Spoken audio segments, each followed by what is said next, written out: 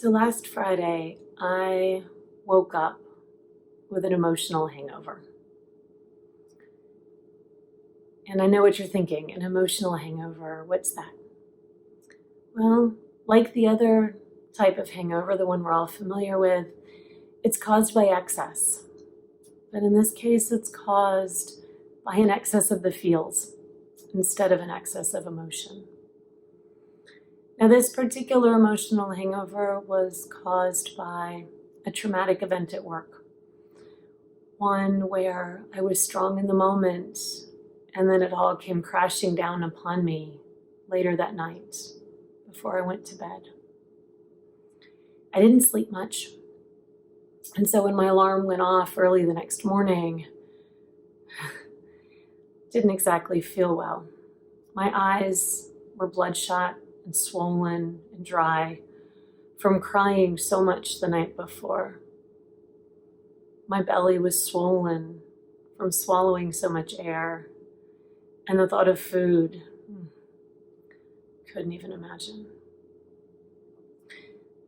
My brain wasn't working right. I couldn't form very coherent thoughts. Working memory wasn't quite there. Both because it was still trying to process emotions, and I was dealing with the lack of sleep. I was shaky. Somehow at the same time, my senses were dulled, yet my emotions were in spasm. I felt sick. I felt fragile. But luckily, I knew what to do. Because you see, this wasn't my first emotional hangover, and I know it won't be my last. So if you're struggling with an emotional hangover today, a day where you're just struggling to make it through after a hard night, after a night with overwhelming emotions, I have some tips for you to help you make it through today. First of all, you probably didn't sleep very well the night before. And so part of what you're feeling right now is a lack of sleep, a lack of rest. So prioritize sleep. Take a nap if you can. If you're unable to do that, strive for an early bedtime. At the same time, don't force it. You know, right now when your brain is running wild and all those emotions are slamming up against your temple, you may not be able to close your eyes for long. So even if you can't sleep, be easy on yourself. Try to adjust your day so that you can rest just a little bit more than you normally would. Make sure that you hydrate. And I bet you're thinking, wait, I thought that was for the other type of hangover. But it's true for an emotional hangover as well. First of all, if you were crying last night, well, you may have lost a substantial amount of fluids. And then on top of that, any amount of dehydration really makes us feel pretty crummy. So do everything you can to make sure that you're well hydrated throughout the day. And while you're at it, watch your caffeine intake. If you normally start the day with a cup of coffee or two, definitely have it. You don't want that withdrawal headache. But at the same time, too much caffeine today, while it may be tempting since you're so tired, is only going to leave you feeling more jittery. Also, watch your alcohol intake. I know it might be tempting right now to numb these feelings, to hide them away. But you want to be careful with that temptation, because running away from these feelings, it's not going to help you in the long run. It's also important to eat nourishing food. You know, sometimes when our emotions are raw, we go for those comfort foods. Those are often high carb, high fat, and even though we might feel a little bit better in the moment, they leave us feeling sluggish. Instead, go for healthier foods, go for whole foods, go for foods with a little bit of crunch to them, that little reminder that, hey, I'm still here. While you get through the day, make sure you really focus on your breath. When we're dealing with heavy emotions, we often forget to breathe. We breathe from the top section of our chest, our shoulders up against our ears, and we fail to fill our bellies.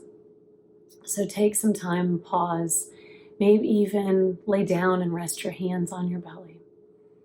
And really focus on filling your entire body with the breath.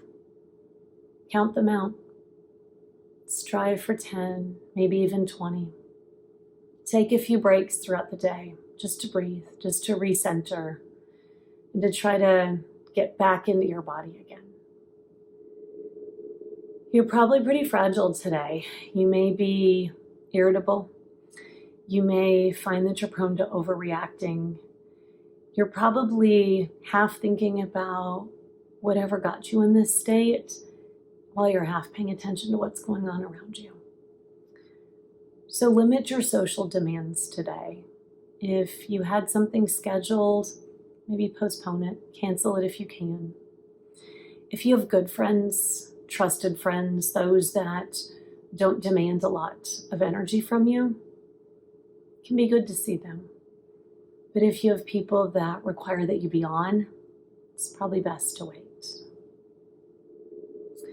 This is also a good day for some gentle movement. Now, I know for me, I generally go for more intense exercise. But when I'm suffering from an emotional hangover, I know that is not the day for high intensity intervals or some power yoga class. I simply don't have it in me. Instead, take care of your emotional hangover with some gentle stretches, maybe a walk, maybe just a little bit of calm yoga from the safety of your living room floor. Movement's going to help you feel a little better, a little less stuck. And it helps just to stretch out some of the tension that you probably built throughout the night. Escape into a story if you can. It's one of those where you do need to face and process whatever's going on. But right now, while you are suffering with your emotional hangover, it's not the time. You're not able right now to think clearly. You're not able to make decisions. Right now, a little escapism can be a good thing. So curl up with a book that you enjoy, put on a series that you like, or just put on a movie. Escape into another world for a little while. And then finally, be patient and kind to yourself while your brain and your body start to relax. You will feel better. This will not last forever. After a good night's sleep, you're going to feel a little bit better, a little bit more capable to face whatever is going on. Because the best part about any hangover, they don't last forever.